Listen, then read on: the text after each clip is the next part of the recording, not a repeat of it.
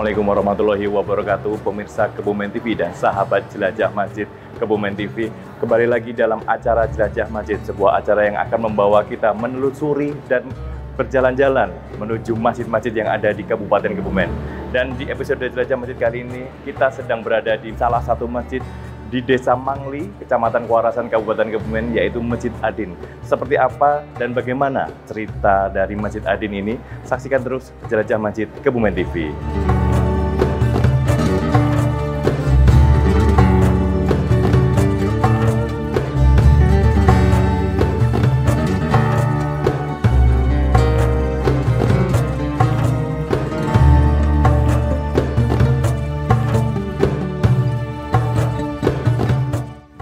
Jelajah Masjid Kebumen TV, sekarang saya sudah berada di dalam Masjid Adin ya, di Desa Mangli, Kecamatan Kuarasan, dan di samping saya sudah ditemani oleh Bapak Muhammad Afif selaku penasihat Dewan Suro, dan ada Bapak Imam Tobruni selaku Ketua Takmir dari Masjid Adin di Kecamatan Kuarasan ini.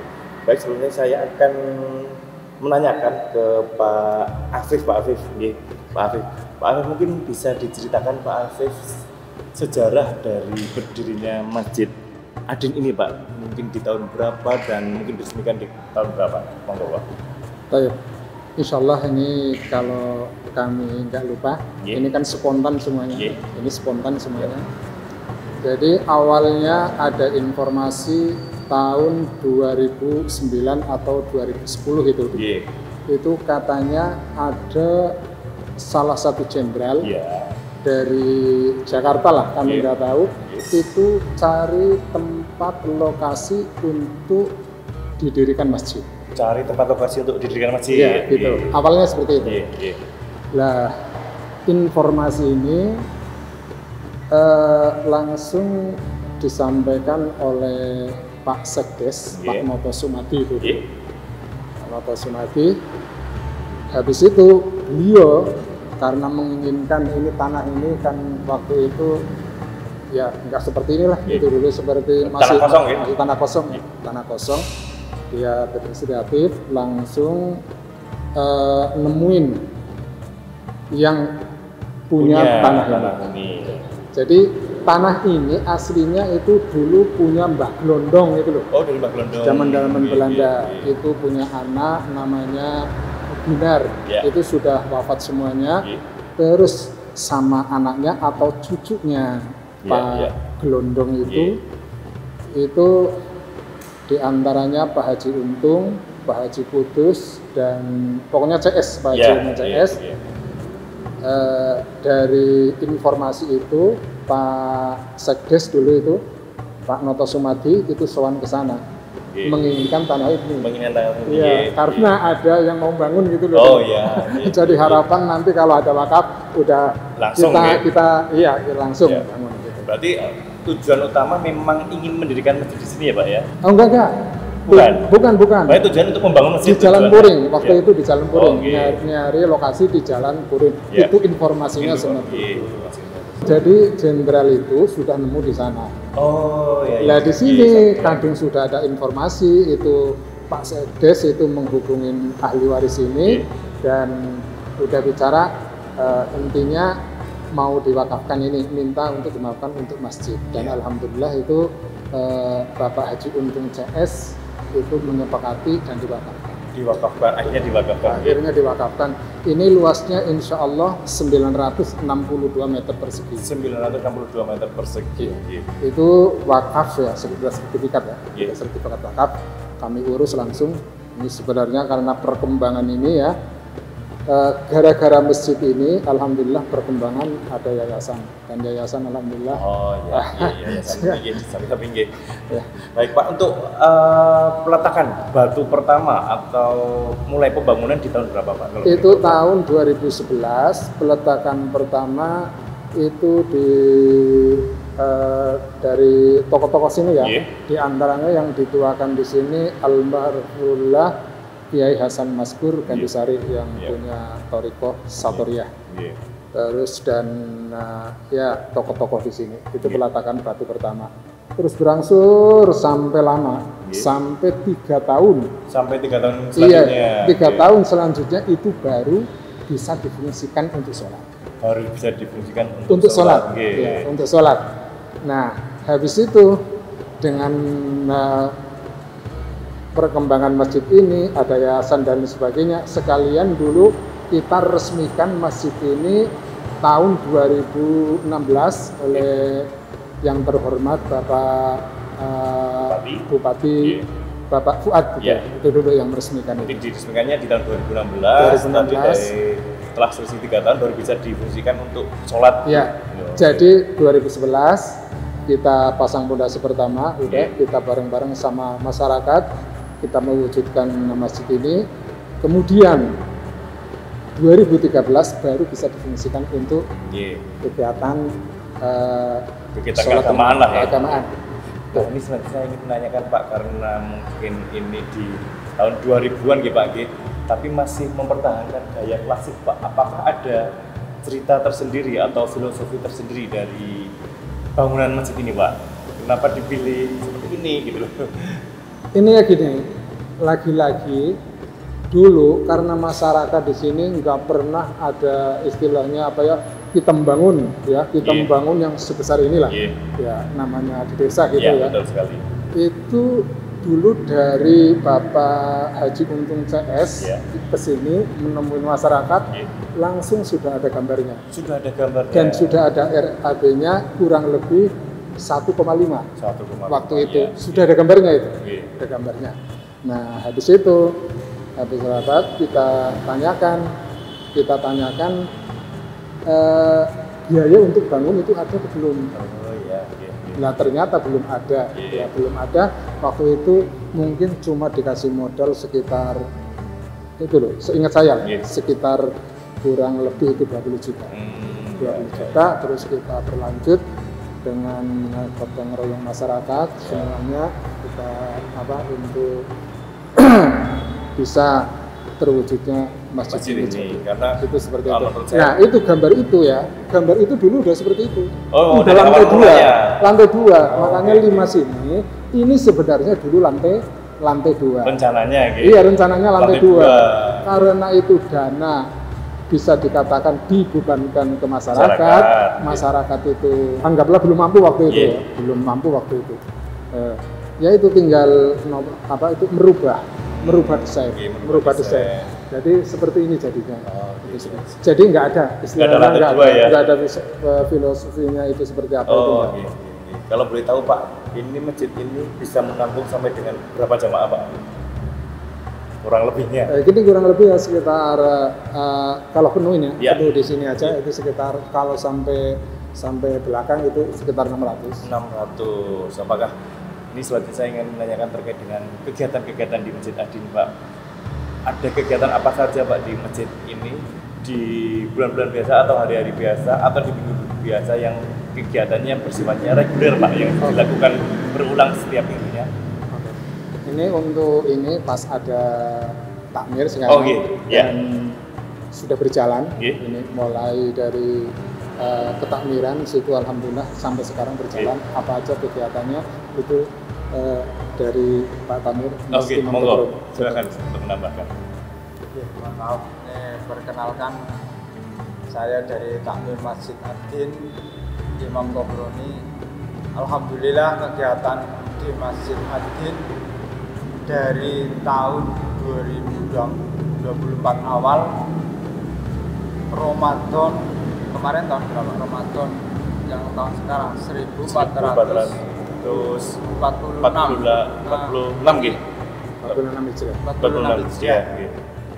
itu ada ketakmiran baru, kepengurusan baru, rehab total. Itu kami dari takmir masjid bermusyawarah untuk mengadakan kegiatan ada yang berupa mingguan, bulanan itu ada, harian juga ada. Salah satunya setiap malam Senin habis maghrib itu ada kegiatan ngaji kitab kuning yang dibawakan oleh Bapak Bapak Kiai Haji Amir Hasan selaku Imam Masjid Adin. Terus malam Senin habis subuh itu ada kegiatan ngaji kitab kuning juga, tafsir Jalalain. Terus setiap malam Rabu habis Isya kurang lebih jam 8 itu ada kegiatan rutin ngaji Ihya yang diasuh oleh Bapak Kiai Haji Basri Hasan. Basri Hasan, ya. Iya, otomotif. Terus untuk malam Kamis juga ada kegiatan lagi ngaji kitab kuning yang dibawakan oleh Ustadz Endi. Ustadz Endi. Dan malam Sabtu. Dan untuk kegiatan setiap minggunya juga ada kegiatan pengajian remaja. Pengajian remaja di hari apa, Pak?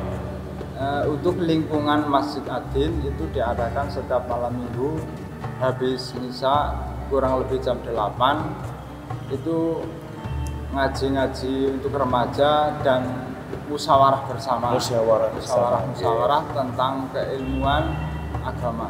Oh, berarti selain kegiatan pengajian juga diadakan kegiatan musyawarah gitu di dalam masjid ini.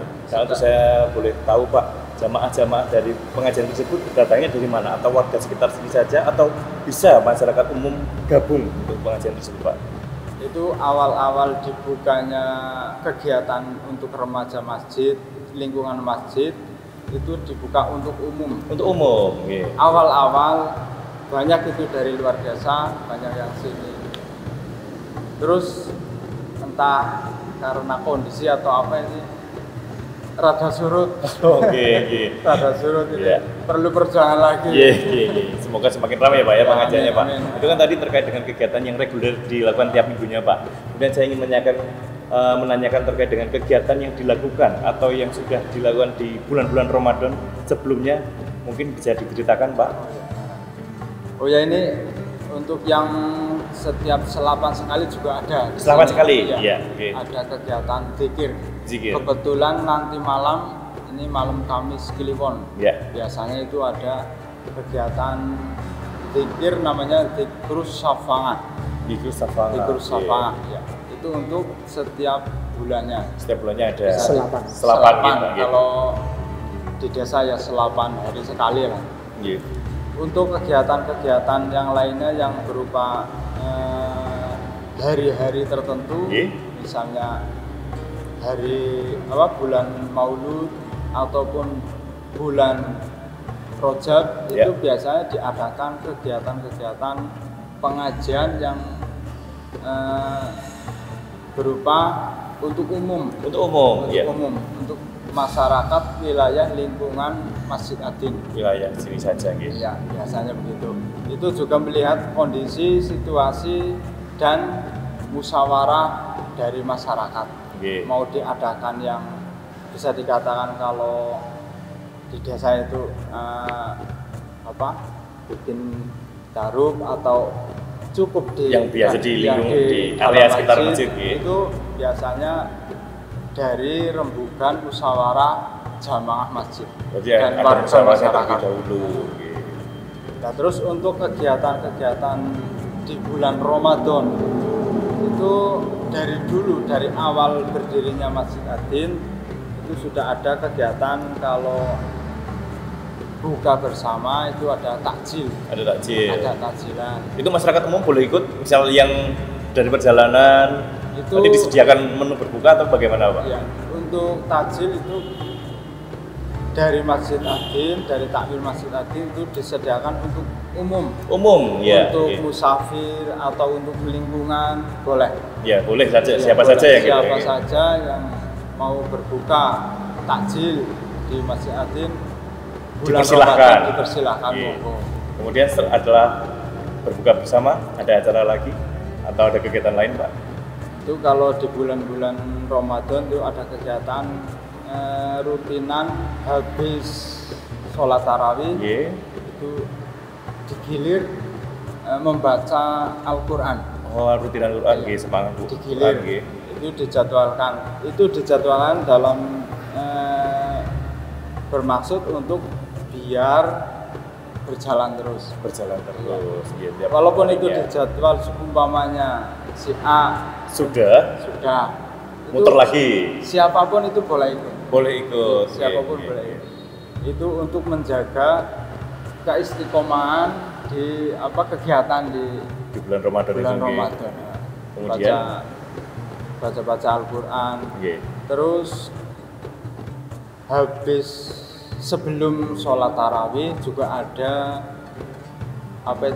kultum yang diisi oleh tokoh-tokoh Masjid Adin dan ustadz-ustadz yang baru keluar dari pondok untuk mengembangkan ilmunya. Itu kita manfaatkan, disuruh untuk mengembangkan ilmunya di Masjid Adin. Iya. Dan untuk bulan Ramadan habis subuh juga ada kegiatan pengajian, pembacaan kitab kuning yang disampaikan oleh kiai-kiai dari Masjid Adin. Iya. Selain beberapa kegiatan tersebut yang tadi sudah dijelaskan oleh Panjenengan, Pak, adakah misal di bulan Ramadan mungkin di 10 hari terakhir ada iktikaf di sini? Coba saya mau nambahin. Monggo silakan, Pak. Bulan Ramadan ya. Iya. Untuk bulan Ramadan dari dulu untuk masalah sholat raweh itu biasa berjalan seperti apa yang disampaikan tadi oleh Mas Takmir. Terus untuk bulan Ramadan kemarin, kalau dulu kan bisa dikatakan tarawih itu anggaplah tarawihnya aja setengah jam. Itu biasa. Baca surat Al-Haqqul Mutakasir sampai selesai. Nah, untuk tahun kemarin itu sudah dimulai karena di sini alhamdulillah banyak yang tahfidz ya sekarang di sini. Sekarang di sekeliling ini alhamdulillah sudah banyak yang tahfidz. Makanya Adin mulai dari tahun kemarin untuk sholat tarawih itu mulai dari juz pertama. Suratnya. Terus yang penting durasinya itu sampai habis. Itu setengah jam ya. Bukannya itu 1 rakaat atau 2 rakaat setengah juz, itu enggak. Atau 1 rakaat atau dalam dalam 23 rakaat itu 1 juz seperti di Mekkah Al-Mukarramah dan Madinatul Munawwarah, itu tidak. Tapi di Adin ini sudah dimulai dari juz awal. Yang penting sekali sholat tarawih itu durasinya setengah jam. Ini insya Allah udah dapat 4 juz ya. Dapat 4 juz. Untuk Ramadan selanjutnya mungkin dilanjutkan lagi. Oh, seperti itu. Kelanjutan ya. Ke juz selanjutnya. Ya. Dan yang jadi imam sekarang itu udah hafid. Sudah hafid ya. Oleh Bapak Kiai Miftahul Karim selaku pengasuh pesantren sini. Dan alhamdulillah dengan adanya pesantren itu udah banyak berapa anak ya yang hafal Quran 30 juz. Terkait tadi dengan menyinggung terkait dengan pesantren, apakah ini ada hubungannya dengan masjid sini, Pak? Pesantren dan juga TPQ ini, Pak, yang saya lihat masih di satu komplek ini. Oke, kalau ini namanya Masjid Adin. Iya. Terus yayasannya namanya Yayasan Adin. Oke. Ya. Kecaka dari itu. Lah, ini udah beda. Oh, berbeda. Beda manajemen. Beda manajemen. Beda manajemen. Karena yang awal itu Adin, kita itibak dengan Adin. Karena kita bermula dari Adin. Kalau Adin ya udah Masjid Adin, anggaplah masjid masyarakat ya. Masjid masyarakat itu. Ini juga asetnya belum banyak. Iya. Masih banyak yayasan. Iya. Asetnya itu baru yaitu tadi 962 ini yang tanah wakaf ini. Iya, tanah wakaf ini. Pesawahan dan sawah itu tanah sawah mungkin ada sekitar 60 bin. 60 bin. Sama 30 bin. Ya. Itu cuma itu asetnya. Oh iya. Cuma itu asetnya. Ya. Tapi alhamdulillah untuk infak-infak yang ada di sini itu ya cukup untuk operasional di masjid ini, itu cukup dari awal sampai sekarang alhamdulillah. Sebagai penutup Pak, saya ingin menanyakan ke Panjenengan harapan Bapak terhadap adanya masjid ini untuk masyarakat sekitar seperti apa? Yang jelas ini ya, ini kalau kita melihat antara Jalan Puring sampai ke sana, mungkin udah saya nggak usah bicara. Yang di sini, insya Allah untuk sebagai masjid yang jelas insya Allah itu makmur. Ya, makmur ya. Yang jelas sini makmur, terus banyak musafir juga yang ada di sini. Ya mudah-mudahan semuanya yang terlibat di sini, baik pikiran, harta dan lain sebagainya, takmir semuanya itu dapat berkah dari masjid ini. Amin, mendapatkan berkah semua dari Masjid Adin. Amin. Baik pemirsa Jelajah Masjid Kebumen TV, itu tadi sebelum cerita dan sejarah dari Masjid Adin di Desa Mangli, Kecamatan Kuarasan. Jangan kemana-mana, tetap di Jelajah Masjid Kebumen TV.